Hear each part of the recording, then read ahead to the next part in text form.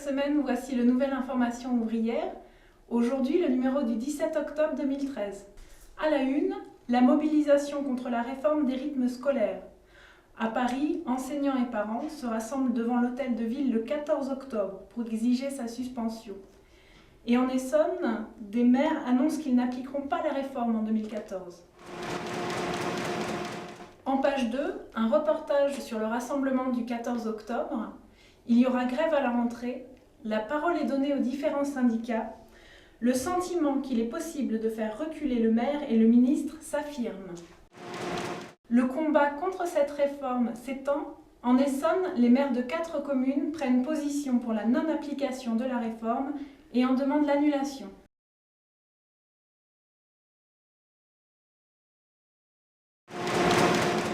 Après la journée de mobilisation du 15 octobre contre la réforme des retraites et le vote à l'Assemblée nationale avec une très faible majorité, un élément semble se dégager. L'axe du syndicalisme rassemblé, unissant CGT et CFDT, qui s'était dressé depuis tant d'années contre l'aspiration à l'unité des travailleurs, en a pris plus qu'un coup. Fermeture de la société GAD SAS dans le Finistère, 889 emplois supprimés et fermeture du site. Explosion de colère chez les travailleurs. On ne se laissera pas faire comme ça, il va falloir se révolter parce que c'est en train de s'écrouler partout. Congrès des maires ruraux de France, vent debout contre l'intercommunalité forcée. Son président, Vannick Berberian, signataire de la lettre ouverte à François Hollande, déclare « Il faut se préparer à sortir les écharpes ». La question ne se pose-t-elle pas de manifester tous à Paris ? En pages 8 et 9, nos correspondants rendent compte des meetings POI en province. Un dialogue nécessaire pour aider à trouver une issue politique favorable à notre classe.